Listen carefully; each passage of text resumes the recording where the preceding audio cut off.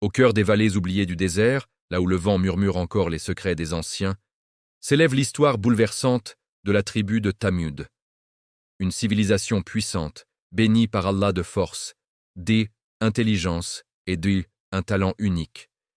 Taillée des palais entiers dans la pierre vive des montagnes. Mais la grandeur se mua en orgueil, la reconnaissance en ingratitude et l'adoration d'Allah en idolâtrie. C'est alors qu'Allah envoya parmi eux un prophète de leur propre sang. Salih, paix et salut sur lui. Une histoire vraie, tirée du noble Coran, pleine de signes, de miracles, de larmes et d'enseignements éternels. Bienvenue sur Histoire de foi, où nous allons vivre ensemble, pendant 10 épisodes intenses, cette épopée spirituelle captivante. Si cette introduction vous a touché le cœur, n'hésitez pas.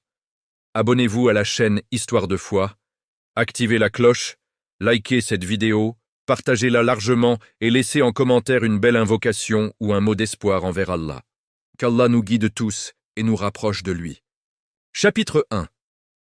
Les survivants de la tempête divine, naissance d'une grande nation, assalamu alaykum wa rahmatullahi wa barakatuh, chers frères et sœurs en islam. Bienvenue dans ce premier chapitre de notre série Histoire de foi, consacrée à la tribu de Thamud, cette civilisation fascinante dont les vestiges nous parlent encore aujourd'hui. Imaginez un monde ancien, balayé par les vents impitoyables du désert d'Arabie. La vallée de l'Akaf, autrefois verdoyante, n'est plus qu'un cimetière de ruines fumantes.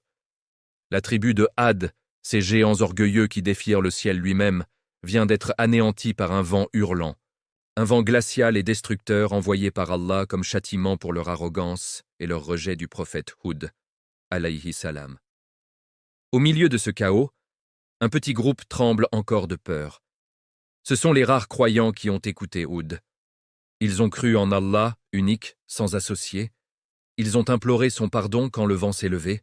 Et maintenant, alors que le silence retombe sur la vallée dévastée, ils se regardent les uns les autres, les yeux rougis par les larmes et la poussière. L'un d'eux, la voix brisée, murmure « Alhamdulillah, nous avons suivi la vérité. Si nous avions désobéi, nous serions aujourd'hui comme eux, réduits en poussière. » Ces survivants, une poignée d'hommes, de femmes et d'enfants, portent en eux la semence d'une nouvelle nation. Allah, dans sa miséricorde infinie, les a épargnés pour qu'ils deviennent un signe pour les générations futures. Ils quittent la vallée maudite, laissant derrière eux les colonnes brisées des palais de Had, ces monuments d'orgueil qui n'ont servi à rien face à la colère divine. Le voyage est long, épuisant. Les chemins rocailleux du Najd et du Hijaz mettent leur foi à l'épreuve. Le soleil brûle leur dos, la soif les tenaille, les nuits sont froides et pleines de peur. Mais dans leur cœur brûle une certitude. Allah ne les abandonnera pas. Ils avancent, guidés par la promesse d'une terre meilleure, une terre où ils pourront vivre en paix, adorer leur Seigneur et transmettre le message du Tawhid. Après des mois de marche, ils arrivent enfin dans une vallée bénie, Al-Hijr, que l'on appelle aujourd'hui Madain Salih. Là, des sources jaillissent de la roche, des jardins de palmiers s'étendent sous les falaises rouges. La terre est fertile et généreuse.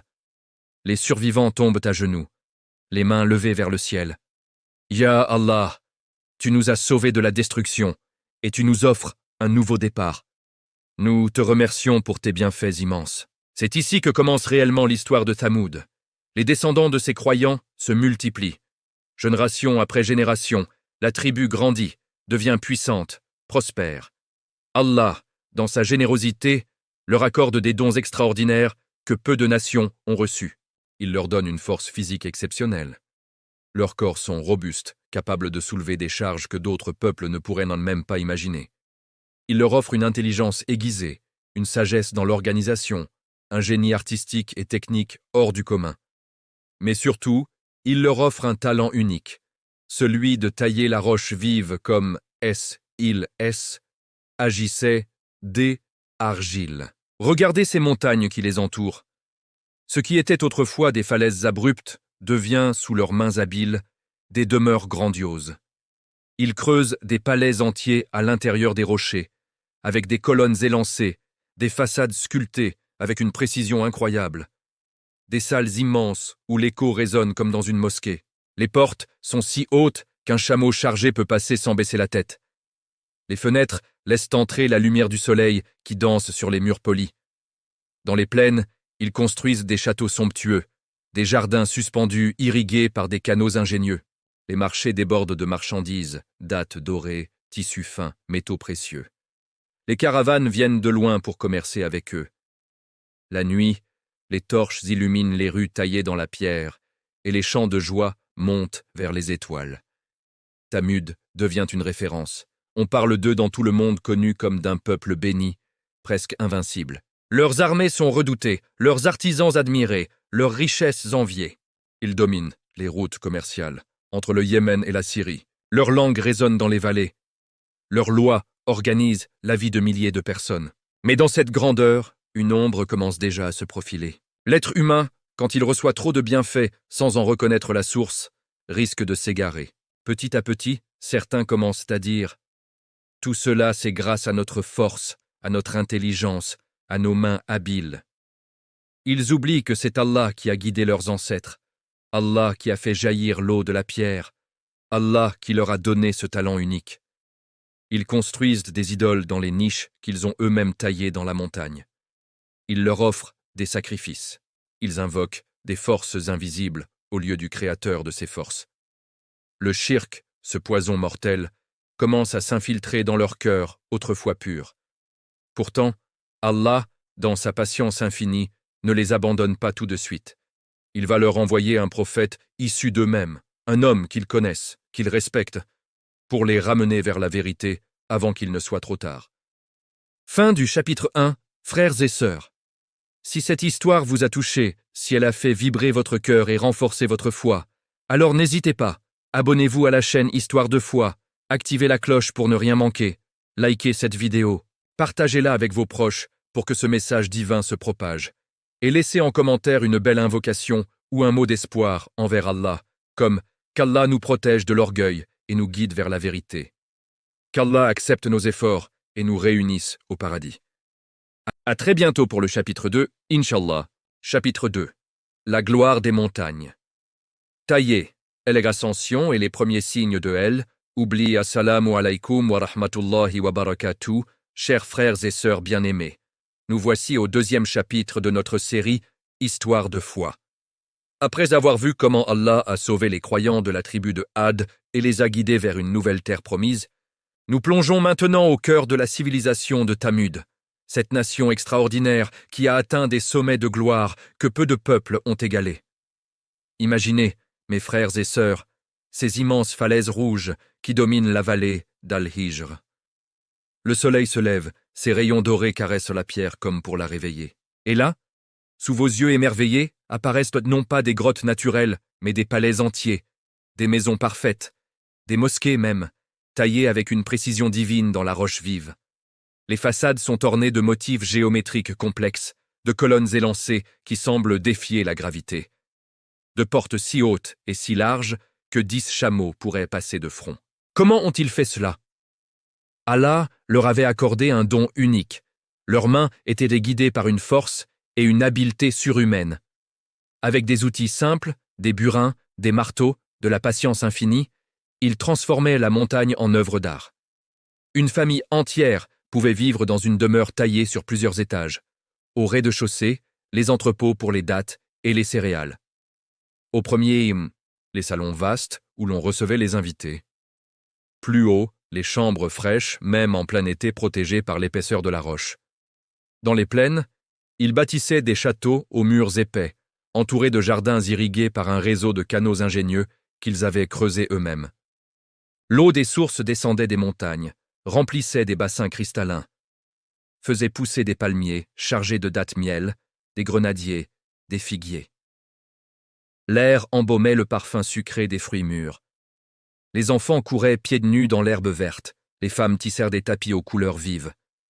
Les hommes revenaient des caravanes chargées d'or, d'encens et d'étoffes précieuses. Tamud était devenu une superpuissance de l'époque. Leurs marchés étaient les plus animés de la région.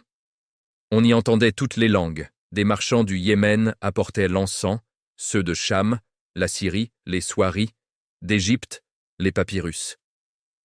La nuit, les rues s'illuminaient de milliers de torches et de lampes à huile.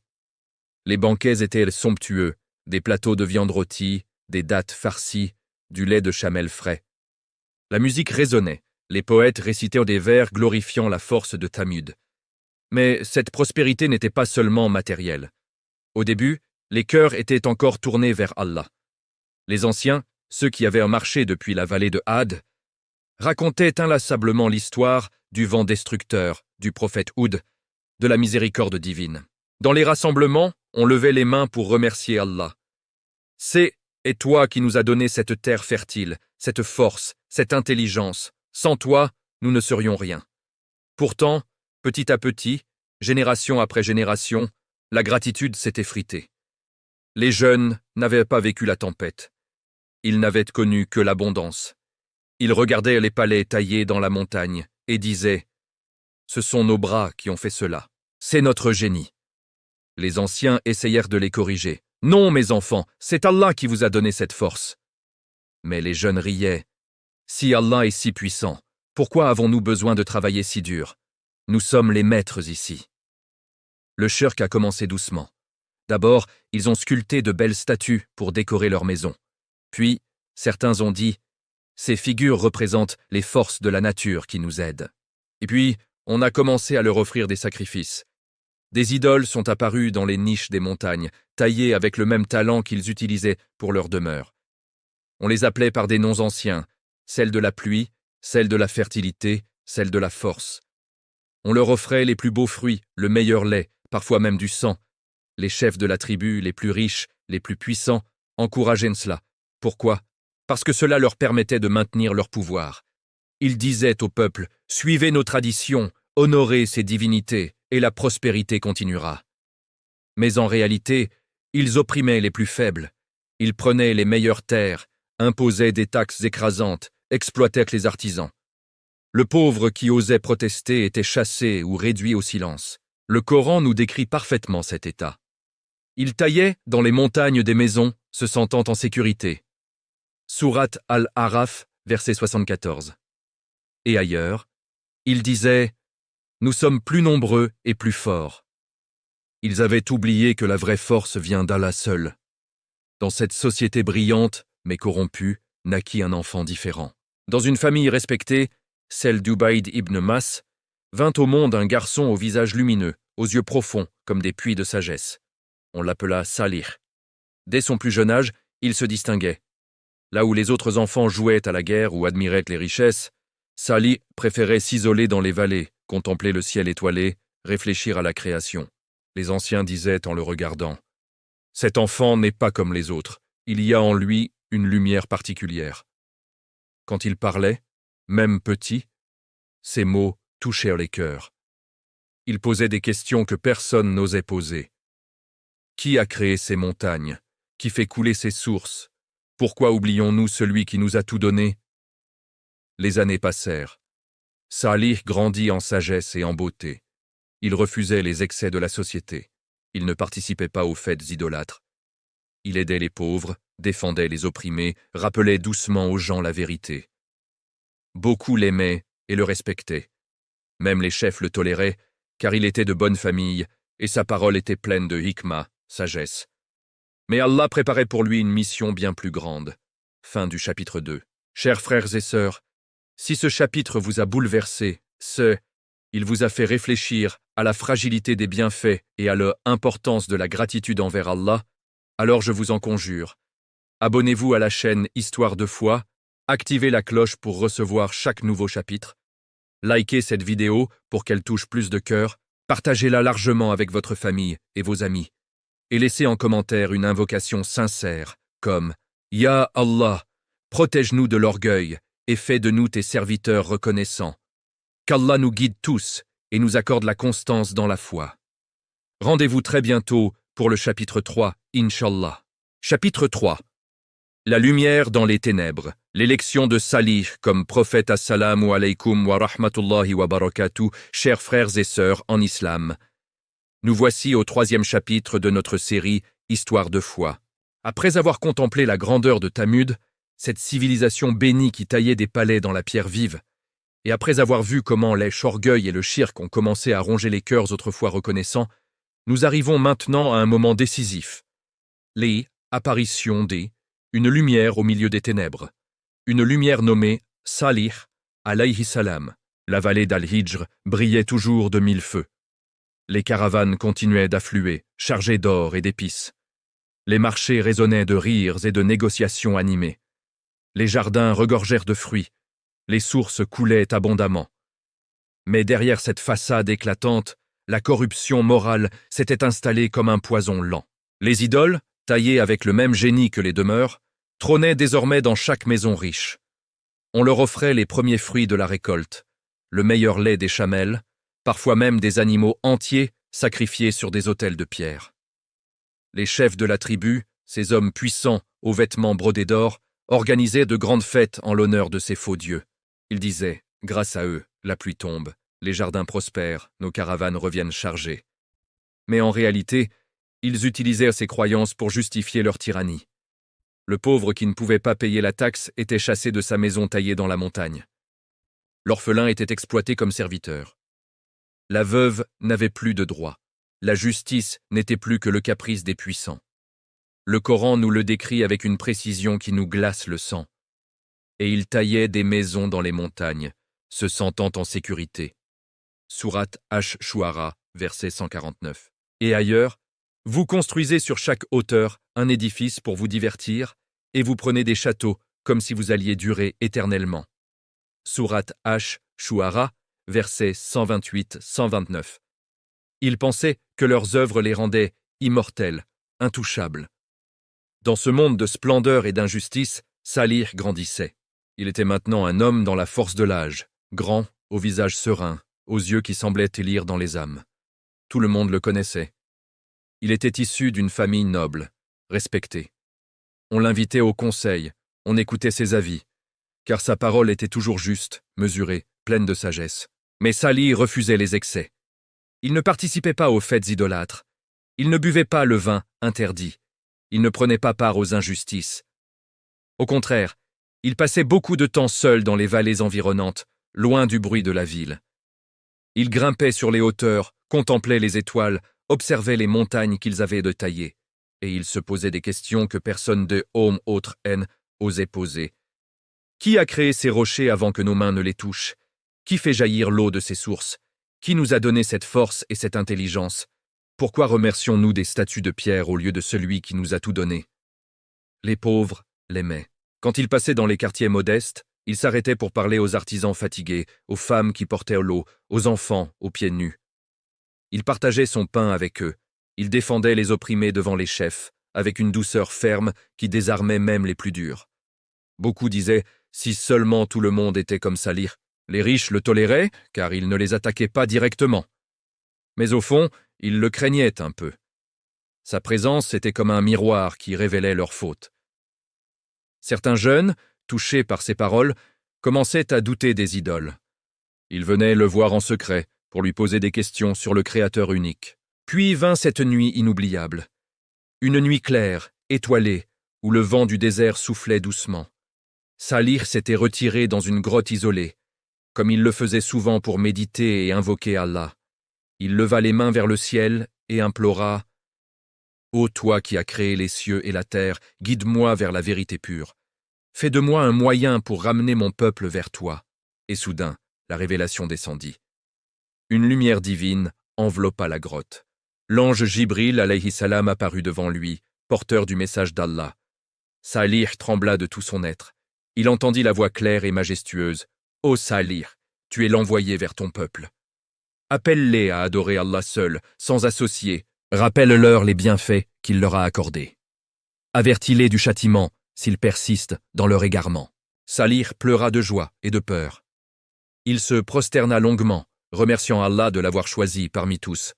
Il savait que sa mission serait difficile. Son peuple était orgueilleux, attaché à ses traditions, dominé par des chefs corrompus. Mais il accepta sans hésiter. « Je suis le serviteur d'Allah et je transmettrai son message, quoi qu'il m'en coûte. » Le lendemain, Salih revint en ville, le visage transformé par une lumière intérieure. Il se dirigea vers le grand rassemblement, là où les chefs tenaient conseil sous les colonnes taillées. Le silence se fit quand il apparut. Tout le monde le respectait. Il monta sur une hauteur et parla d'une voix forte mais douce. « Ô mon peuple, adorez Allah, vous n'avez pas d'autre divinité en dehors de lui. Il vous a créé sur la terre et vous y a établi. Implorez donc son pardon, puis repentez-vous à lui. Mon Seigneur est tout proche et il répond à ceux qui l'invoquent. » Un murmure parcourut l'assemblée. Certains furent touchés. Ils se souvenaient des histoires des anciens sur Houd et le Tawhid. Mais les chefs, les plus riches, les prêtres des idoles, se regardèrent avec colère. L'un d'eux, un homme ventru aux bagues d'or, se leva et dit en riant « Ô Salih, toi qui étais si sage, te voilà devenu fou? Tu nous demandes d'abandonner ce que nos ancêtres adoraient depuis des générations ?» Un autre ajouta « Si tu es vraiment envoyé par un dieu, prouve-le. Fais-nous un signe clair, et peut-être que nous te croirons. » Salih répondit avec patience « Ô mon peuple, ces idoles que vous adorez ne peuvent ni vous nourrir ni vous protéger. C'est Allah qui vous a donné ces montagnes, cette force, ces jardins. Revenez à lui, avant qu'un châtiment ne vous saisisse comme il a saisi Ad avant vous. » Mais les cœurs étaient déjà durs. La graine de la vérité était semée, mais la tempête allait venir. Fin du chapitre 3. Frères et sœurs, si ce chapitre vous a émus aux larmes, il a ravivé en vous l'amour pour les prophètes et la crainte d'Allah. Alors partagez cette lumière. Abonnez-vous à la chaîne Histoire de foi. Activez la cloche pour ne manquer aucun épisode. Likez cette vidéo pour qu'elle atteigne plus de cœurs. Partagez-la partout et laissez en commentaire une invocation sincère comme « Ya Allah, fais de nous des serviteurs obéissants et guide-nous sur le chemin des prophètes. » Qu'Allah nous accepte et nous rapproche de lui. À très bientôt pour le chapitre 4, Inch'Allah. Chapitre 4. Le défi des orgues, la demande des insignes et le miracle de la chamelle. Assalamu alaikum wa rahmatullahi wa barakatuh. Chers frères et sœurs bien-aimés dans la foi, nous voici au 4e chapitre de notre série Histoire de foi. Après avoir vu comment Allah a choisi Salih alayhi salam parmi son peuple pour le ramener vers le Tawhid, et après son premier appel courageux au milieu des chefs idolâtres, nous entrons maintenant dans une phase cruciale. Le défi, lancé par les orgueilleux, et la réponse éclatante d'Allah par un miracle inimaginable. Préparez vos cœurs, car cette partie va nous faire trembler de révérence devant la puissance du Créateur. La grande place centrale d'Al-Hijr était bondée ce jour-là. Les nouvelles s'étaient répandues comme le vent du désert. Salih, le sage respecté de tous, prétendait être un prophète envoyé par un Dieu unique, invisible, qui n'avait besoin ni de statut ni de sacrifice. Les gens affluaient de partout. Les artisans descendus de leurs demeures, taillés dans la montagne. Les marchands laissant leurs étals, les femmes portant leurs jarres d'eau, les enfants curieux aux yeux grands ouverts. Les 9 grands chefs de la tribu, ces hommes puissants, richement vêtus de tissus, teints aux couleurs vives, les doigts chargés de bagues en or et en argent, étaient assis sur des sièges élevés sous un dais de peau de chameau. Ils formaient le Conseil suprême, ceux qui décidèrent de tout. Les taxes, les caravanes, les alliances, même les mariages importants. Leur parole était loi, et voilà que Salih osait les défier publiquement. Quand il eut fini son discours, un silence lourd s'abattit. Puis un rire éclata, suivi d'un autre, puis d'un tonnerre de moquerie. Le plus âgé des chefs, un homme au visage ridé mais aux yeux durs comme la pierre, se leva lentement. Il s'appelait Jundub ibn Amr, et il était connu pour sa richesse immense. Il possédait les plus grands jardins de palmiers et les plus belles maisons dans la montagne. « Ô Salih !» lança-t-il d'une voix forte qui résonna contre les façades sculptées. « Hier encore, tu étais l'un des nôtres. On t'invitait à nos conseils, on écoutait tes avis sages. Tu étais promis à un grand avenir parmi nous. Et aujourd'hui, te voilà qui nous traite de mécréants. Tu nous demandes de abandonner les dieux que nos pères et les pères de nos pères ont adorés depuis que nous sommes arrivés dans cette vallée bénie ?» La foule murmura son approbation. Une femme richement parée cria « Nos idoles nous protègent. Grâce à elles, nos jardins sont verts, nos chamelles donnent beaucoup de lait. » Oh, un autre chef, plus jeune et arrogant, aux muscles saillants, ajouta en riant « Si ton Dieu est si puissant, pourquoi a-t-il besoin de toi pour parler? Qu'il vienne lui-même nous ordonner d'abandonner nos traditions. » Salih alayhi salam resta calme. Son visage était serein, illuminé par cette lumière intérieure que seul Allah peut donner à ses prophètes. Il répondit avec douceur mais fermeté. Ô mon peuple, je ne vous demande rien en retour, je ne veux ni richesse ni pouvoir. Je suis seulement un messager. Allah vous a comblé de bienfaits, ces montagnes que vous taillez comme des châteaux, ces sources qui coulent sans jamais tarir. Cette force dans vos bras, cette intelligence dans vos esprits, tout cela vient de lui seul. Revenez à lui, demandez-lui pardon pour votre associationnisme et il vous accordera encore plus. Mais les cœurs étaient scellés par l'orgueil. Un troisième chef, connu pour sa malice, se leva et dit avec un sourire narquois « Des paroles, toujours des paroles, tu nous parles de signes, de bienfaits. Mais où est la preuve que tu es vraiment envoyé par ce Dieu unique? Nos idoles, elles, nous les voyons, nous les touchons, nous leur offrons, et elles nous protègent. » La foule cria « Oui, une preuve, un signe clair !» Jundub ibn Amr, sentant qu'il pouvait ridiculiser Salih devant tout le peuple, pointa du doigt une immense falaise rouge qui dominait la vallée. Cette falaise était célèbre. Elle était massive, solide, sans aucune fissure visible. Personne n'y avait jamais taillé de demeure, car elle semblait indomptable. « Très bien, Salih !» tonna-t-il. « Si tu es vraiment prophète, fais sortir de cette roche une chamelle, pas n'importe laquelle. Une chamelle énorme, enceinte de 10 mois, avec un poil unique, couleur de feu, que personne n'a jamais vu. Fais-la sortir vivante, marchant, de cette pierre dure. Alors, peut-être, nous croirons en toi et en ton Dieu. » Les autres chefs rirent bruyamment. La foule éclata en applaudissements moqueurs. C'était impossible. Même leurs meilleurs artisans, avec des mois de travail, ne pouvaient que tailler la surface. Faire sortir un animal vivant de la pierre solide? C'était une demande absurde, destinée à humilier Salih. Mais Salih, alayhi salam, ne se troubla pas. Il leva les yeux vers le ciel, puis regarda son peuple avec tristesse. Il dit doucement « Ô mon peuple, vous demandez un signe? Sachez que si Allah vous l'accorde et que vous persistez dans votre mécréance, un châtiment terrible vous atteindra, mais je vais implorer mon Seigneur. » Il se tourna vers la falaise, leva les mains et invoqua Allah d'une voix empreinte de humilité. « Ô toi qui as créé les cieux et la terre à partir de rien, ô toi qui fais sortir le vivant du mort, accorde à mon peuple ce signe qu'il demande, afin qu'il reconnaisse ta puissance et revienne à toi. » Soudain, la terre trembla légèrement. Un silence absolu s'abattit sur la vallée. Même les moqueurs se turent. Puis un bruit sourd, comme un craquement profond, retentit. La falaise massive se fendit en deux avec un grondement terrifiant. Une lumière aveuglante jaillit de la fissure. La poussière vola, et devant les yeux écarquillés de milliers de personnes, une chamelle colossale, jamais vue auparavant, sortit calmement de la pierre, comme si elle naissait à l'instant. Elle était immense, plus grande que toutes les chamelles connues. Son poil brillait comme de l'or roux sous le soleil. Elle était enceinte, son ventre rond témoignant qu'elle portait un petit. Elle marcha lentement vers la foule, paisible, majestueuse. Puis elle s'arrêta près de Salih et inclina légèrement la tête, comme en signe de soumission à Allah. La foule recula, terrifiée. Certains tombèrent à genoux, d'autres crièrent. Les chefs, pâles comme la mort, se regardèrent des 100 mots. Le Coran nous rapporte ce miracle avec précision.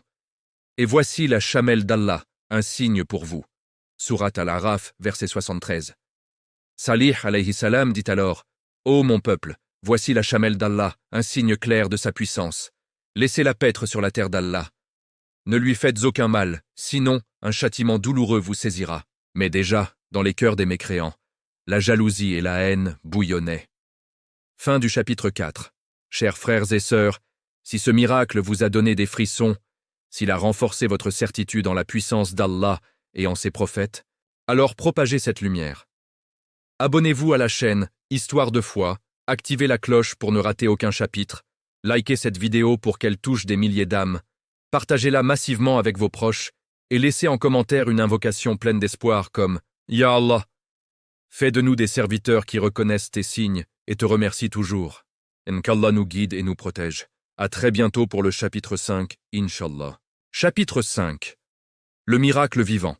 La chamelle d'Allah est l'épreuve de la reconnaissance. Assalamu alaykum wa rahmatullahi wa barakatuh, chers frères et sœurs bien-aimés. Nous voici au 5e chapitre de notre série Histoire de foi.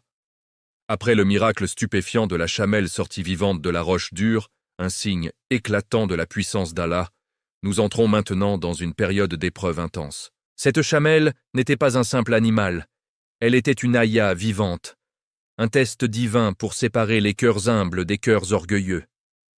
Préparez-vous, car ce chapitre va nous plonger au plus profond des âmes de Thamud, entre émerveillement, jalousie et rébellion.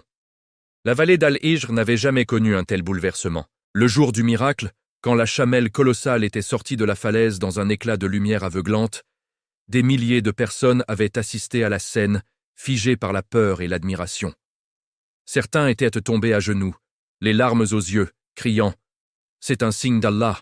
Salih dit la vérité. Des familles entières, surtout parmi les plus modestes, les artisans qui peinaient dans les ateliers, les bergers des plaines, les femmes qui portaient Eldo, avaient commencé à écouter les paroles de Salih avec un nouveau respect. Quelques-uns avaient même prononcé la shahada publiquement, abandonnant leurs idoles pour se tourner vers le Créateur unique. Mais la majorité restait sourde. Les 9 grands chefs, encore pâles du choc, s'étaient retirés dans leur palais taillé dans la montagne pour tenir conseil en secret. Jundub ibn Amr, le plus influent, martelait la table de pierre. « Ce n'est qu'un tour de magie, Salih a toujours été rusé. Comment une chamelle peut-elle prouver quoi que ce soit ?» Les autres acquiesçaient, la peur au ventre. Car déjà, ils voyaient que le peuple murmurait, que certains jeunes refusaient d'offrir aux idoles, que l'autorité des chefs vacillait. Salih, alayhi salam, debout au milieu de la place, caressa doucement le flanc de la chamelle. L'animal était paisible, majestueux, son poil roux brillant sous le soleil comme de la soie tissée d'or. Elle était enceinte. Son petit se mauvait déjà dans son ventre. Salih éleva la voix pour que tous entendent. « Ô mon peuple, voici la chamelle d'Allah, un signe clair pour vous. Laissez-la paître librement sur la terre d'Allah. Laissez-la boire aux sources et aux puits. Ne lui faites aucun mal, car si vous la touchez, un châtiment douloureux vous saisira rapidement. » Puis, pour organiser la vie commune et montrer la miséricorde d'Allah, Salih annonça les règles divines. Cette chamelle boira au grand puits central un jour sur 2. Ce jour-là, elle aura tout l'eau dont elle a besoin. Le lendemain, le puits sera pour vous tous, et en échange de son jour, Allah fera couler de son pis un lait abondant, pur, nourrissant, suffisant pour chaque maison, chaque enfant, chaque animal de la vallée. Le premier jour de partage arriva vite. La chamelle s'approcha du puits principal, celui qui alimentait toute la ville. Elle but longuement, profondément. L'eau descendit, jusqu'à ce que le puits soit presque vide. Les gens regardaient, certains avec colère. Tout ce gaspillage pour un animal, nos jarres restent sèches à cause de lui. Les femmes pestaient, les enfants pleuraient de soif. Les chefs souriaient en coin, voyez comme le prophète nous prive de nos droits. Mais le lendemain, ô miséricorde d'Allah! Quand la chamelle fut traite, par quelques croyants qui s'en étaient approchés avec respect, un lait blanc, épais, doux comme le miel, jaillit en abondance. Des seaux entiers, des outres pleines, des rivières de lait. Il y en avait assez pour chaque famille, même les plus nombreuses. Les enfants en buvaient à satiété, les malades retrouvèrent des forces, les chamelles ordinaires donnaient plus de lait elles aussi, comme bénies par cette proximité. Les jardins semblaient plus verts, les fruits plus sucrés. Ceux qui avaient recru dirent « Subhanallah », voilà la récompense de la patience et de la reconnaissance. Jour après jour, semaine après semaine, ce cycle se répéta. Un jour de restriction, un jour d'abondance inimaginable. Était un test parfait. Allah montrait que il peut restreindre et combler à la fois, qu'il donne et reprend selon sa sagesse. Ceux dont les cœurs étaient tendres voyaient le miracle et se rapprochèrent de la vérité. Les pauvres, surtout, affluaient vers Salih. Ils disaient « Ô messager d'Allah, nous croyons en toi, protège-nous des oppresseurs. » Mais chez les riches et les puissants, la haine grandissait comme un feu sous la cendre.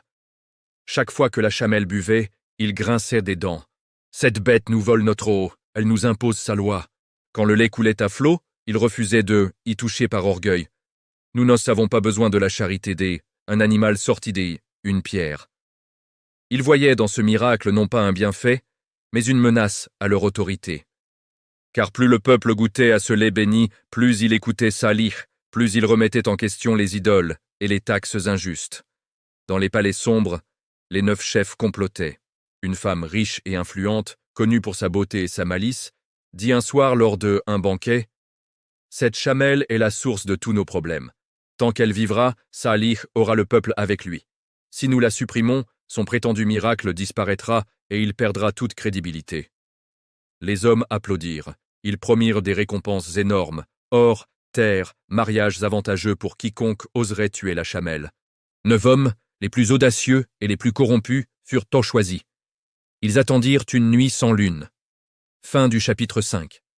Chers frères et sœurs, si ce chapitre vous a fait sentir la grandeur des signes d'Allah et la fragilité de l'orgueil humain, si vos yeux se sont embués en imaginant ce lait divin coulant pour les croyants, alors diffusez cette lumière. Abonnez-vous à la chaîne Histoire de foi, activez la cloche pour ne manquer aucun épisode, likez cette vidéo pour qu'elle touche un maximum de cœurs, partagez-la partout autour de vous et laissez en commentaire une invocation pleine d'espoir comme « Ya Allah, fais de nous des serviteurs qui reconnaissent tes signes et te remercient sincèrement. Qu'Allah nous préserve de l'ingratitude et nous guide vers la vérité. » À très bientôt pour le chapitre 6, Inch'Allah. Chapitre 6. Le complot nocturne, l'assassinat de la chamelle et le dernier avertissement. Assalamu alaykum wa rahmatullahi wa barakatuh. Chers frères et sœurs bien-aimés dans la foi pure. Nous voici au 6e chapitre de notre série Histoire de foi. Après avoir vécu le miracle quotidien de la chamelle d'Allah, cette créature sortie de la pierre, qui buvait un jour et nourrissait toute la vallée le lendemain par son lait abondant et béni, nous arrivons maintenant au moment le plus sombre de elle, histoire de Thamud. Un moment où l'orgueil, la jalousie et la haine ont triomphé dans les cœurs des mécréants. Préparez vos âmes, car ce chapitre va nous faire verser des larmes sur la perte un signe divin, et trembler devant la gravité du péché. La nuit était tombée sur la vallée d'Al-Hijr comme un manteau noir et lourd.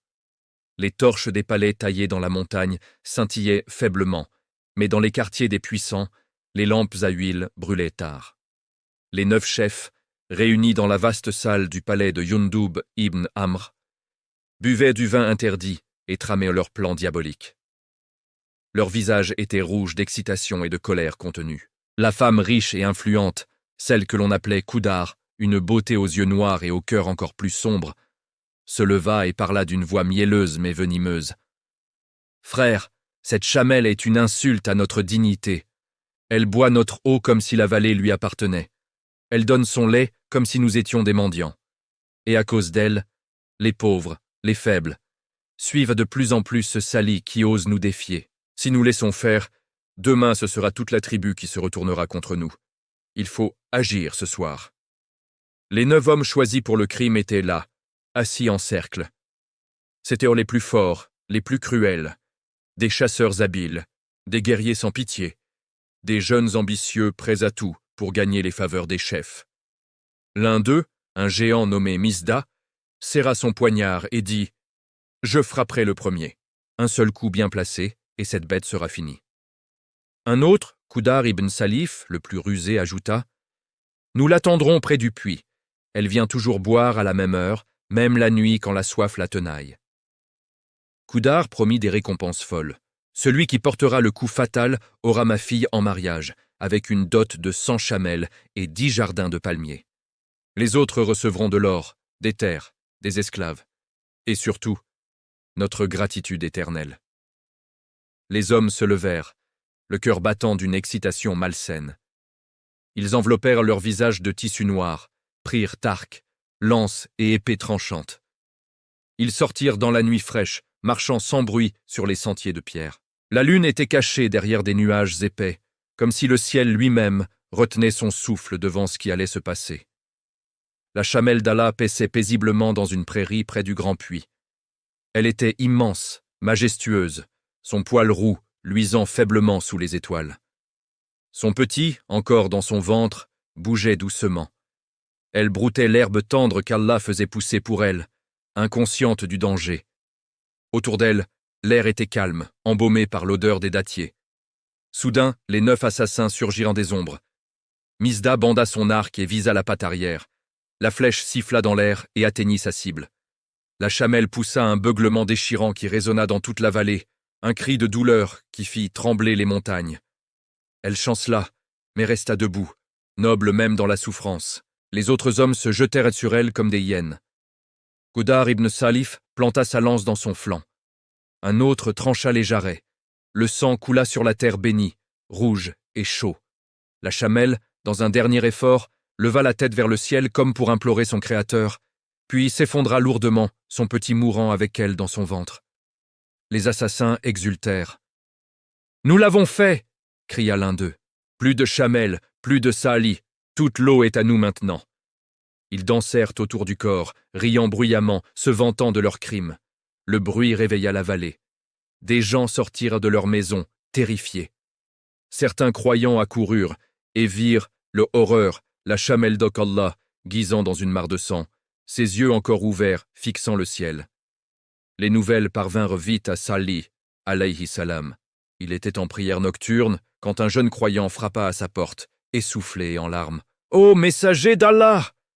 Ils l'ont tué! Les 9 l'ont massacré près du puits! » Salih se leva, le visage pâle comme la mort. Il marcha rapidement vers le lieu du crime, suivi par une foule grandissante de croyants et de curieux. Quand il arriva, il s'arrêta devant le corps de la chamelle. Des larmes coulèrent sur ses joues. Il s'agenouilla, caressa doucement la tête de l'animal et murmura « Ô chamelle d'Allah, tu as accompli ta mission. Tu as été un signe clair, et ils t'ont rejeté. » Puis il se tourna vers la foule, la voix brisée mais ferme. « Ô mon peuple, vous avez tué la chamelle d'Allah. Vous avez transgressé la limite.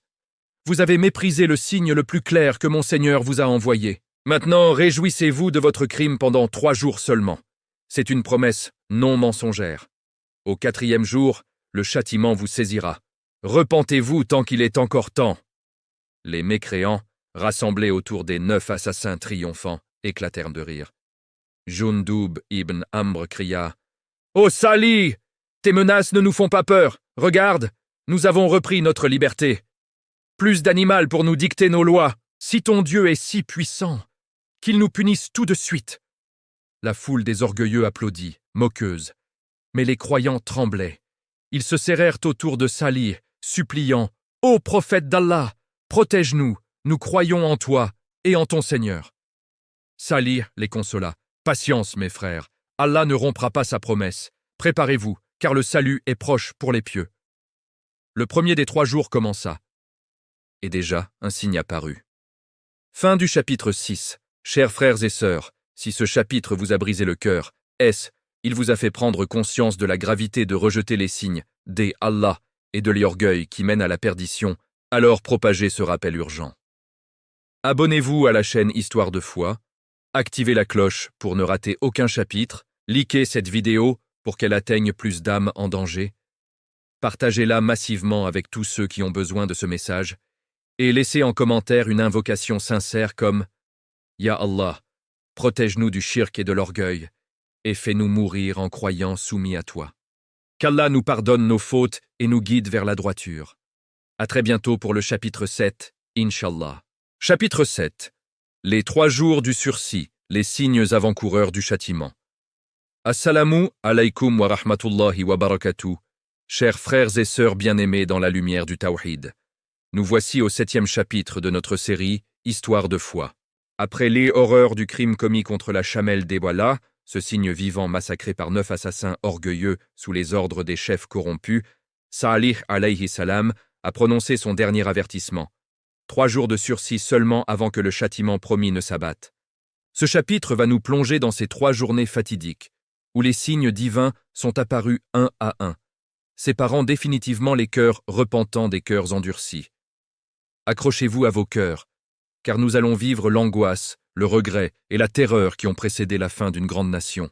Le 1er jour après le meurtre de la chamelle, se leva sur une vallée encore imprégnée de hell, odeur du sang. Le soleil illumina les façades taillées dans la montagne comme d'habitude, mais quelque chose avait changé. Les mécréants, menés par les 9 assassins et les grands chefs, organisèrent déjà des fêtes pour célébrer leur victoire. Dans les palais somptueux, les tables étaient chargées de viande rôtie, de dattes au miel, de vins interdits. Qudar ibn Salif, celui qui avait porté le coup fatal, paradait avec une nouvelle bague d'or, offerte par Qudar. Il criait à qui voulait l'entendre. « Nous avons repris notre liberté, plus de chamelles pour nous imposer ses lois, Salih peut bien menacer, rien ne nous arrivera. » Les marchés étaient animés. Les marchands vantaient leurs marchandises, plus forts que jamais. Les enfants jouaient dans les rues, ignorant la gravité du moment. Les femmes remplissaient leurs jarres au puits maintenant libres, riant de ne plus avoir à attendre le lendemain pour l'eau. Jundub ibn Amr, assis sur son trône de pierre sculptée, déclara lors d'un grand rassemblement « Ô peuple de Thamud, nous sommes les plus forts, nos bras ont taillé ces montagnes, nos intelligences ont bâti cette gloire. Aucun dieu invisible ne peut nous atteindre. Buvez, mangez, réjouissez-vous. » Mais chez les croyants, l'atmosphère était lourde. Ils s'étaient rassemblés autour de Salih, dans une maison modeste, au pied d'une falaise. Il y avait là des familles entières, des artisans, des bergers, des veuves, des orphelins qui avaient goûté au lait béni et reconnu la vérité. Salih, le visage marqué par la tristesse, les consola. « Mes frères, patience. Allah a fixé un délai de 3 jours. Utilisez ce temps pour multiplier les invocations, demandez pardon et vous préparez au salut. Le châtiment ne touchera pas les pieux. » Puis, vers le milieu de la journée, le premier signe apparut. Les gens commencèrent à se plaindre d'une étrange sensation sur leur visage. Les uns après les autres, surtout parmi les mécréants, regardèrent leurs reflets dans les bassins d'eau claire et poussaient des cris d'effroi. Leurs visages, autrefois fiers et colorés, avaient jauni comme la paille sèche. Une teinte jaunâtre, maladive, recouvrait leur peau. Les chefs essayèrent de cacher cela sous des voiles, mais le peuple murmurait « Qu'est-ce que cela signifie ?» Les croyants, eux, gardèrent leur teint normal. Salih expliqua calmement à ceux qui vinrent le voir en secret « C'est est le premier signe annoncé par Allah. Le jaunissement des visages, comme un avertissement que la mort approche. Repentez-vous maintenant. » Mais les orgueilleux rirent encore plus fort. « C'est la chaleur du soleil, dirent-ils, ou une maladie passagère. Demain, tout rentrera dans l'ordre. » Ils continuèrent leur fête jusqu'au soir, forçant même les musiciens à jouer plus fort pour couvrir les murmures inquiets. Le deuxième jour, l'angoisse s'épaissit. Le soleil se leva rouge comme du sang. Et quand les mécréants se regardèrent à nouveau, leurs visages avaient viré au rouge écarlate, comme brûlés par un feu invisible. Leurs joues étaient enflammées, leurs yeux injectés de sang. Certains hurlèrent de douleur, sentant une chaleur interne les consumer. Les 9 assassins, qui avaient paradé la veille, se cachèrent dans leur maison, terrifiés. Qudar ibn Salih pleura en secret. Et si Salih avait raison, la panique commença à se répandre. Des familles entières vinrent retrouver Salih, suppliant « Ô messager d'Allah, intercède pour nous, nous regrettons !» Mais beaucoup étaient encore hésitants, attachés à leurs richesses et à leurs idoles. Les chefs, malgré leur peur, tinrent un conseil d'urgence. Jundub ibn Amr, le visage cramoisi, gronda « Ne listenne pas, Salih, c'est lui qui nous a jeté un sort. Si nous faiblissons maintenant, il aura gagné. Continuons à vivre comme avant. » Les croyants, toujours protégés, passèrent leurs journées en prière, en istighfar, en lecture du message divin. Salih les encourageait. « Tenez bon. Le rouge des visages est le deuxième signe. La colère d'Allah monte. Demain sera le dernier jour. » Le troisième jour fut le plus terrifiant. À l'aube, un vent froid et inhabituel souffla dans la vallée. Et quand les gens se réveillèrent, leurs visages étaient devenus noirs comme du charbon. Une noirceur profonde, effrayante, qui faisait ressembler les mécréants à des ombres vivantes. Les cris résonnèrent partout. Les marchés se vidèrent. Les fêtes s'arrêtèrent net. Même les plus arrogants tremblaient maintenant. Des groupes entiers accoururent vers Salih, tombant à ses pieds. « Nous croyons! Sauve-nous » Mais Salih, les yeux pleins de larmes, répondit « Ô mon peuple, où était votre foi quand vous avez tué la chamelle? Où était votre repentir pendant les 2 premiers jours? Maintenant que les signes sont accomplis, le délai est fini. Le châtiment arrive demain à l'aube. » Les croyants, une poignée fidèle, hommes, femmes, enfants, se réunirent avec Salih à l'extérieur de la vallée, sur une hauteur sûre. Ils pleurèrent pour leur peuple perdu, mais remercièrent Allah de les avoir guidés. La nuit tomba, lourde, oppressante. Les mécréants, dans leur palais taillés, essayèrent une dernière fois de se rassurer. Rien ne se passera. Nous sommes trop puissants. Mais au fond de leur cœur noir, la terreur régnait. Et dans le ciel, un silence anormal annonçait l'imminence de la colère divine. Fin du chapitre 7. Chers frères et sœurs, si ce chapitre vous a fait trembler de crainte révérentielle devant la justice des Allah et les signes que il envoie avant le châtiment, si vos cœurs se sont serrés en imaginant ces visages changeants, alors répandez ce rappel puissant. Abonnez-vous à la chaîne Histoire de foi, activez la cloche pour ne manquer aucun épisode, likez cette vidéo pour qu'elle atteigne ceux qui en ont le plus besoin, partagez-la largement avec vos familles et amis, et laissez en commentaire une invocation sincère comme « Ya Allah, fais-nous profiter des avertissements de ton livre et protège-nous de ton châtiment. Qu'Allah nous fasse miséricorde et nous compte parmi les sauvés. » À très bientôt pour le chapitre 8, Inch'Allah. Chapitre 8. Le cri fatal, la colère divine, s'abat sur Tamud. Assalamu alaykum wa rahmatullahi wa barakatuh. Chers frères et sœurs bien-aimés dans la foi inébranlable. Nous voici au 8e chapitre de notre série Histoire de foi. Après les 3 jours de sursis terribles, ces journées où les visages des mécréants ont jauni comme la paille fanée, rougi comme le feu de la colère, puis noirci comme les ténèbres de les enfers, le délai accordé par Allah est arrivé à son terme. Ce chapitre va nous plonger au cœur du moment le plus terrifiant de toute l'histoire de Tamud, l'instant où la justice divine est abattue sans pitié. Préparez vos cœurs à trembler, à verser des larmes de crainte et de reconnaissance envers Allah le Tout-Puissant, le très miséricordieux envers les croyants. La nuit du 3e jour enveloppait la vallée d'Al-Hijr d'un silence oppressant, comme si la création entière retenait son souffle. Les étoiles brillaient froidement au-dessus des falaises rouges, illuminant faiblement les façades grandioses taillées dans la montagne. Ces palais, ces colonnes élancées, ces salles vastes qui avaient été le symbole de leur orgueil, semblaient maintenant des tombes en attente. Dans les maisons des mécréants, l'ambiance était contrastée. Les 9 assassins et les grands chefs, malgré leurs visages noircis qui les faisaient ressembler à des spectres, essayaient encore de se rassurer. Jundub ibn Amr, terré dans son palais le plus somptueux, avait convoqué ses proches pour un dernier banquet. Les tables étaient chargées de mets raffinés, mais personne n'avait vraiment faim. Qudar ibn Salif, celui qui avait porté le coup fatal à la chamelle, buvait coupe après coupe pour noyer sa peur. « Rien ne se passera, » répétait-il d'une voix tremblante. « Salih n'est qu'un menteur. Demain, nous rirons de ses menaces. » Les autres acquiesçaient, mais leurs yeux trahissaient la terreur. Certains, en secret, regrettaient amèrement. Une femme pleurait dans un coin, et si c'était vrai, nous avons tué le signe d'Allah. Dans les quartiers modestes, ceux qui avaient persisté dans le shirk dormaient d'un sommeil agité. Les enfants se réveillaient en criant, sentant une oppression inexplicable. Les idoles de pierre, nichées dans les recoins des maisons, semblaient les fixer avec un regard accusateur.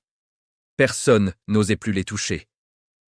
À l'extérieur de la vallée, sur une hauteur rocheuse surplombant la ville, Salih alayhi salam et la petite communauté des croyants veillaient en prière. Ils étaient une poignée, des familles entières qui avaient cru dès le premier signe, qui avaient goûté au lait béni de la chamelle, qui avaient abandonné les idoles pour se tourner vers Allah seul. Hommes, femmes, enfants, tous prosternés, les mains levées vers le ciel noir. Salih, le visage baigné de larmes, invoquait sans cesse « Ô Allah, protège tes serviteurs croyants. Fais-nous miséricorde comme tu l'as promis, et pardonne à ceux de mon peuple qui se sont égarés, si tu le veux. » Les croyants pleuraient avec lui. Une mère serrait ses enfants contre elle. « Ô messager d'Allah, aurons-nous vraiment la vie sauve ?» Inzali répondit avec une douceur infinie. « Oui, mes frères et sœurs, Allah ne rompt jamais sa promesse. Le châtiment touchera seulement les injustes. Tenez bon dans votre foi, et demain, vous verrez la puissance de votre Seigneur. » Puis vint l'aube. Le ciel à l'est commençait à pâlir, annonçant le lever du soleil. Dans la vallée, la plupart des mécréants dormaient encore, épuisés par leurs excès et leur angoisse. Certains s'étaient levés tôt pour vaquer à leurs affaires, pensant que le danger était passé. Soudain, tout changea. Un grondement sourd monta des profondeurs de la terre, comme si les montagnes elles-mêmes gémissaient. Les falaises tremblèrent violemment. Les maisons taillées dans la roche craquèrent, des blocs de pierre se détachèrent et roulèrent dans les vallées. Les gens se réveillèrent en sursaut, hurlant de terreur. Les enfants criaient, Les femmes appelaient au secours, les hommes couraient dans tous les sens, puis vint le cri. Un cri unique, terrifiant, indescriptible. Une saya, une explosion sonore venue du ciel, plus forte que 1000 tonnerres réunis, plus perçante qu'une lame traversant l'âme. Le Coran nous le décrit avec précision. Alors, la secousse les saisit, et au matin, ils étaient gisants dans leur demeure. Sourate Al-Araf, verset 78, et ailleurs. Un seul cri les saisit, et les voilà éteints. Sourate Yassine, verset 29. Ce cri frappa comme une vague invisible. Les cœurs s'arrêtèrent sa net. Les âmes furent arrachées des corps en un instant. Les 9 assassins, qui dormaient dans leur lit luxueux, tombèrent raides, les yeux grands ouverts, fixant le vide. Jundub ibn Amr, en train de se lever, s'effondra comme une statue brisée. Qudar, la femme qui avait incité au crime, fut retrouvée figée dans une expression d'horreur éternelle. Toute la tribu de Thamud, des milliers d'âmes orgueilleuses, gisait maintenant dans leur maison. Pas une blessure visible, pas de sang, mais tous morts, renversés sur le ventre ou le dos, comme des plantes fauchées par un vent destructeur. Les palais taillés, ces merveilles du monde, étaient devenus des tombeaux collectifs. Les jardins étaient silencieux, les sources coulaient encore, mais plus personne pour en profiter. Sur la hauteur, Salih et les croyants avaient été protégés par la miséricorde d'Allah. Quand le cri retentit, ils se prosternèrent instinctivement, les mains sur les oreilles, mais aucun mal ne les toucha. Quand le silence revint, un silence absolu, plus lourd que jamais, Salih se leva et regarda la vallée en contrebas. Des larmes coulèrent abondamment sur son visage noble.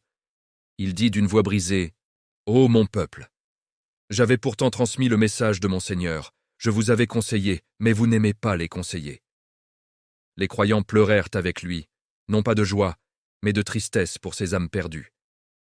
Ils descendirent lentement vers la vallée dévastée, marchant entre les corps inertes, évitant de les regarder trop longtemps.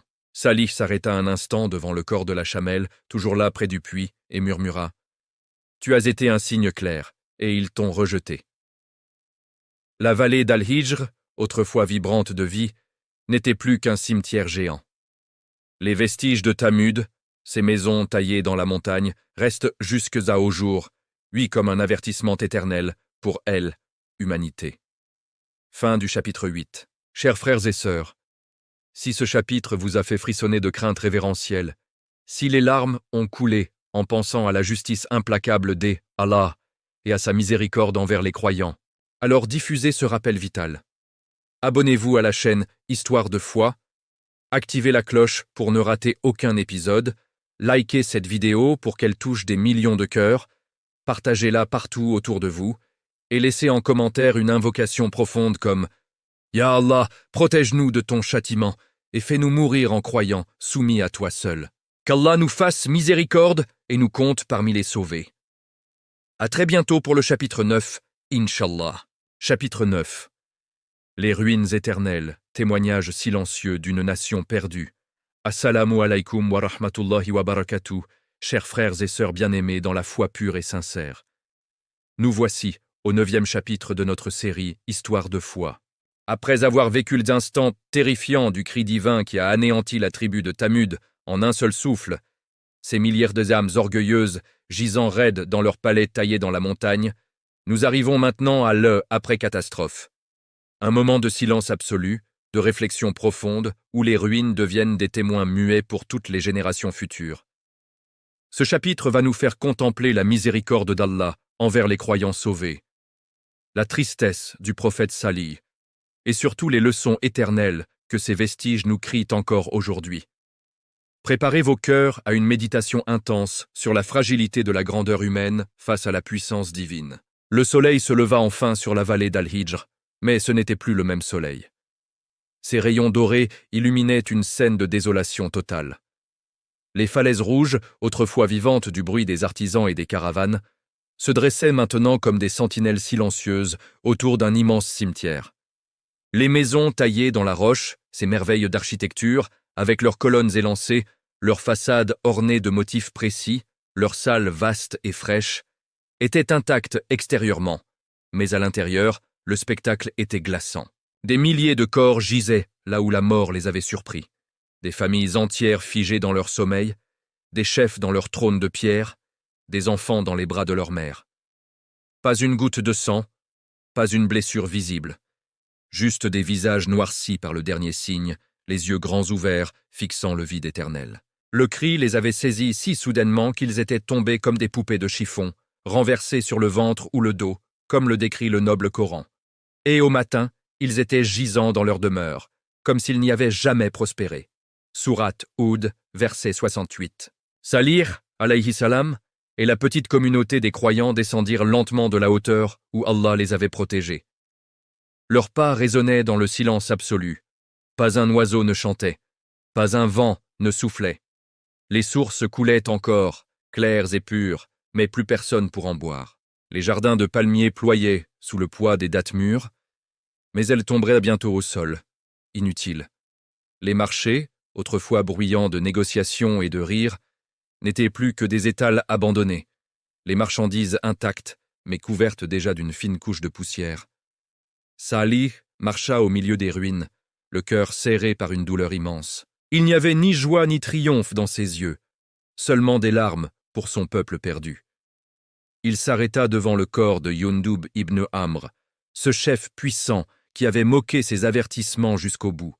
Puis, devant Qudar ibn Salif, l'assassin de la Chamelle, figé dans une expression de terreur. Puis devant Qudar, la femme qui avait incité au crime. Salih leva les mains vers le ciel et pleura abondamment. « Ô Allah, j'ai transmis ton message. J'ai conseillé mon peuple avec sincérité. Mais ils ont préféré l'orgueil à la soumission, les idoles à toi, l'injustice à la vérité. Pardonne-moi si j'ai manqué à ma mission, et accorde ta miséricorde à ceux qui ont cru. » Les croyants pleuraient avec lui. Une femme âgée qui avait perdu des proches dans la mécréance s'approcha et dit « Ô messager d'Allah, pourquoi une telle tristesse? Ils ont rejeté tes signes, ils ont tué la Chamelle, ils nous ont opprimés. » Salih répondit avec une sagesse profonde « Ma sœur, chaque âme perdue est une douleur pour le prophète. J'aurais voulu qu'ils se repentent tous. Allah est le plus miséricordieux, mais il est aussi le plus juste. Leur sort est un avertissement pour les nations futures. » Puis Salih rassembla les croyants, cette poignée fidèle, peut-être quelques dizaines de familles, et leur dit « Ô vous qui avez cru, Allah vous a sauvés par sa grâce. Cette vallée est désormais maudite, ne restez pas ici. Partez vers d'autres terres où vous pourrez adorer Allah en paix, transmettre le tawhid à vos enfants et vivre selon ses commandements. Ces ruines resteront comme un signe pour ceux qui viendront après nous. » Ils firent leurs adieux à la vallée. En partant, Salih se retourna une dernière fois et prononça ces paroles immortelles, rapportées dans le Coran. « Ô mon peuple, j'avais pourtant transmis le message de mon Seigneur, et je vous avais conseillé sincèrement, mais vous n'aimez pas les conseillers sincères. » Sourate Al-Araf, verset 79. Puis il tourna le dos, et le petit convoi s'éloigna vers l'horizon, guidé par la miséricorde divine, vers une nouvelle vie. Des siècles passèrent. Les sables du désert recouvrirent peu à peu les chemins, mais les maisons taillées dans la montagne résistèrent au temps. Aujourd'hui encore, dans ce que l'on appelle Madain Salih en Arabie Saoudite, ces vestiges grandioses se dressent comme des fantômes du passé. Les touristes du monde entier viennent les admirer, émerveillés par la beauté et la précision des sculptures. Ils prennent des photos devant ces façades immenses, ces colonnes parfaites, ces tombes royales creusées dans la roche. Mais combien savent que ces palais ne sont pas seulement des œuvres d'art? Ce sont des avertissements divins. Le Coran les mentionne explicitement. Et Thamud, qui taillèrent les rochers dans la vallée, Sourate Al-Fajr, verset 9. Et ailleurs, combien de jardins et de sources ont-ils laissés, de champs et de palais magnifiques, et de biens dont ils jouissaient? Ainsi en fut-il, et nous en fîmes hériter un autre peuple. Sourate Ad-Dukhan, verset 25-28. Frères et sœurs, contemplons ces leçons profondes. Thamud avait tout, force physique, intelligence, richesse, sécurité. Mais ils ont oublié la source de tout cela, Allah seul. Ils ont attribué leur succès à leurs propres mains, élevé des idoles, opprimé les faibles, rejeté le prophète issu d'eux-mêmes, et finalement tué le signe le plus clair, la Chamelle. Leur orgueil les a aveuglés, leur ingratitude les a perdus. Et nous, dans notre monde moderne, avec nos gratte-ciel, nos technologies, nos richesses, ne risquons-nous pas le même piège? Ne disons-nous pas parfois « c'est grâce à notre intelligence, à notre travail » Oublions-nous de dire « Alhamdulillah » pour chaque bienfait? Rejetons-nous les signes d'Allah dans le Coran, dans la création, dans les avertissements des savants? Ces ruines nous crient « la grandeur matérielle ne protège pas du châtiment. Seule la foi sincère, la reconnaissance, la soumission à Allah sauve. » Tamoud pensait être éternel. Il disait « Qui est plus fort que nous ?» Mais un seul cri a suffi. Qu'Allah nous protège de l'orgueil et nous fasse mourir en croyant reconnaissant. Fin du chapitre 9. Chers frères et sœurs, si ce chapitre vous a fait réfléchir profondément, si les ruines de Tamoud ont touché votre cœur et renforcé votre gratitude envers Allah, alors propagez ce message vital. Abonnez-vous à la chaîne Histoire de foi, activez la cloche pour ne manquer aucun épisode, likez cette vidéo pour qu'elle atteigne plus d'âmes égarées, partagez-la largement avec vos proches et laissez en commentaire une invocation sincère comme « Ya Allah, fais de nous des serviteurs reconnaissants et protège-nous de l'ingratitude qui mène à la perdition. » Qu'Allah nous guide tous et nous réunisse au paradis. À très bientôt pour le dernier chapitre 10, Inch'Allah. Chapitre 10. Elle, héritage vivant. Les leçons de Tamoud pour notre temps, et elle. Appel final à la foi, assalamu alaykum wa rahmatullahi wa barakatuh. Chers frères et sœurs bien-aimés, compagnons de cette magnifique aventure spirituelle, nous voici au 10e et dernier chapitre de notre série Histoire de foi. Après avoir marché ensemble à travers les vallées rouges d'Al-Hijr, après avoir tremblé devant les miracles divins, pleuré le meurtre de la chamelle d'Allah, frissonné lors des 3 jours de signes terrifiants et vécu l'instant où un seul cri a anéanti une civilisation entière, nous arrivons à la conclusion profonde de cette épopée coranique. Ce chapitre ne sera pas seulement un adieu à l'histoire de Tamoud et de Salih, alayhi salam, mais un miroir tendu vers nos propres cœurs, nos sociétés, nos vies quotidiennes. Car le Coran ne raconte pas ces histoires pour le passé. Il les raconte pour nous, aujourd'hui, ici et maintenant. Préparez vos âmes à une réflexion intense, à des larmes de reconnaissance et à un appel vibrant à revenir vers Allah avant qu'il ne soit trop tard. Les siècles ont passé depuis que Salih et les croyants ont quitté la vallée maudite. Les sables du désert ont effleuré les façades sculptées. Le vent a poli les colonnes, mais les maisons taillées dans la montagne sont toujours là, dressées comme des sentinelles immortelles. Aujourd'hui, quand vous visitez Madain Salih, vous marchez entre ces tombes grandioses sans le savoir. Les guides parlent d'une civilisation mystérieuse, d'un génie architectural incroyable, d'un peuple disparu on ne sait pourquoi. Les archéologues mesurent, photographient, théorisent. Les touristes s'émerveillent. Comme c'est beau, quelle technique! Mais le Coran, lumière éternelle, nous révèle la vérité cachée derrière cette beauté figée. Ce n'est pas une simple disparition. C'est un châtiment divin, précis, mérité, pour un peuple qui avait tout reçu et qui a tout rejeté. Rappelez-vous, frères et sœurs, les bienfaits immenses qu'Allah avait accordés à Tamoud. Il les avait sauvés de la destruction de Had. Il les avait installés dans une vallée fertile. Il leur avait donné une force physique surhumaine, une intelligence rare, et surtout ce talent unique. Tailler la montagne comme de la pâte. Ils vivaient dans des palais frais en été, chauds en hiver, sécurisés contre tout ennemi humain. Leurs jardins débordèrent de fruits, leurs caravanes ramenaient l'or du monde entier. Ils se sentaient invincibles. Et pourtant, un seul péché les a perdus, l'orgueil. Ils ont dit « c'est nous qui avons fait tout cela, nos mains, notre génie ». Ils ont oublié de dire « Alhamdulillah ». Ils ont oublié que chaque bienfait vient d'Allah et retourne à lui. Puis vint le shirk, ce poison subtil, d'abord des statues pour décorer, puis des offrandes pour attirer la chance, puis l'adoration complète, sacrifice, prière, espoir placé dans la pierre taillée par leurs propres mains. Et avec le shirk vint l'injustice. Les riches opprimaient les pauvres, les puissants imposaient leurs lois, les faibles n'avaient plus de droits. Le Coran nous le rappelle sans cesse. Ils taillaient des maisons dans les montagnes, se sentant en sécurité. Et ils prenaient des châteaux comme s'ils allèrent durer éternellement. Sourate Ash-Shu'ara. Ils pensaient que leur construction les protégeait, mais rien ne protège contre Allah. Et nous, aujourd'hui? Regardons autour de nous avec sincérité. Nos gratte-ciel percent les nuages, comme les colonnes de Tamoud percèrent la montagne. Nos technologies nous donnent l'illusion de tout contrôler, la santé, le climat, l'information, l'espace même.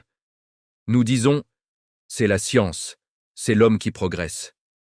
Mais qui a donné à l'homme cette intelligence? Qui fait battre notre cœur à chaque seconde?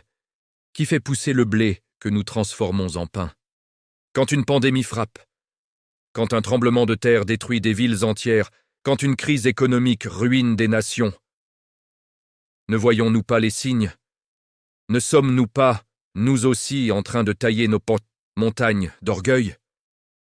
Le shirk moderne n'est plus forcément des statues de pierre. Il est plus subtil.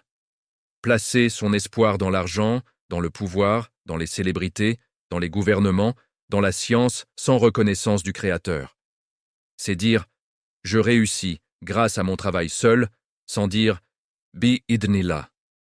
C'est oublier la prière pour courir après le dunya. C'est opprimer les faibles au nom du profit, comme les chefs de Tamoud opprimaient au nom de leurs idoles. Et quand Allah nous envoie des rappels, un prophète comme Salih, aujourd'hui, il nous envoie le Coran, le dernier message conservé intact. Il nous envoie des savants, des prédicateurs, des vidéos comme celle-ci, des livres, des rêves, des épreuves qui nous réveillent. Mais combien écoutent, combien se moquent, des histoires anciennes, des superstitions. Comme les chefs disaient à Salih, tu nous fais peur avec des menaces invisibles. Frères et sœurs, l'histoire de Tamoud n'est pas terminée. Elle vit en nous.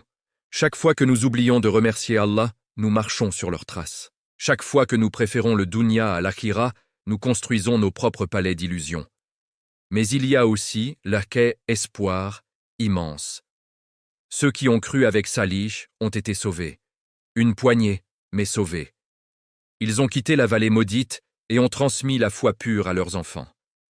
Leur récompense est auprès d'Allah, éternel. Alors, aujourd'hui, choisissons le camp des sauvés. Revenons à Allah avant que le délai ne s'épuise. Multiplions le dhikr, la salate, le Coran. Soyons reconnaissants pour chaque souffle, chaque bouchée, chaque instant de santé. Aidons les opprimés, partageons nos biens, rappelons-nous la mort chaque jour. Et surtout, transmettons cette histoire, ces leçons, à nos enfants, à nos familles, à nos amis. Le prophète Muhammad, sallallahu alayhi wa sallam, nous a dit que ces récits sont des avertissements pour nous. Quand il passait près des ruines de Tamoud lors de l'expédition de Tabouk, il a accéléré le pas, couvert sa bouche pour ne pas respirer la poussière maudite. Et a dit à ses compagnons, « Ne pleurez pas sur eux, mais pleurez sur vous-même, de peur d'être touchés par ce qui les a touchés. » Puis il a demandé de l'eau d'une autre source, refusant celle de Tamoud. Chers frères et sœurs, voilà notre série Histoire de foi arrive à son terme. Mais que cette histoire ne s'arrête pas avec cette vidéo. Qu'elle vive dans vos cœurs, dans vos invocations, dans vos actions. Qu'Allah fasse de nous des serviteurs humbles, reconnaissants, soumis à lui seul. Qu'il nous protège de l'orgueil, du shirk, de l'ingratitude. Qu'il nous réunisse avec Salih, avec tous les prophètes, avec les croyants sauvés, dans les jardins du paradis éternel. Amen. Fin du chapitre 10. Fin de la série sur la tribu de Tamoud. Chers frères et sœurs, si cette série entière vous a touché jusqu'au plus profond de l'âme, si elle a renforcé votre foi, fait couler vos larmes et réveillé vos cœurs, alors je vous en supplie du fond du cœur. Abonnez-vous à la chaîne Histoire de foi, activez la cloche. Pour ne jamais rater les prochaines séries, Inch'Allah, likez cette vidéo finale avec tout votre amour. Partagez-la massivement pour que des milliers d'âmes bénéficient de ces rappels coraniques.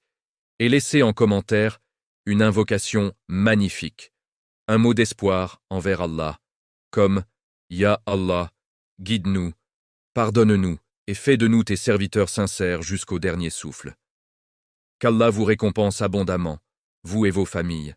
Nous nous retrouvons très bientôt pour une nouvelle histoire prophétique captivante, Inch'Allah. Barakallahu fikum.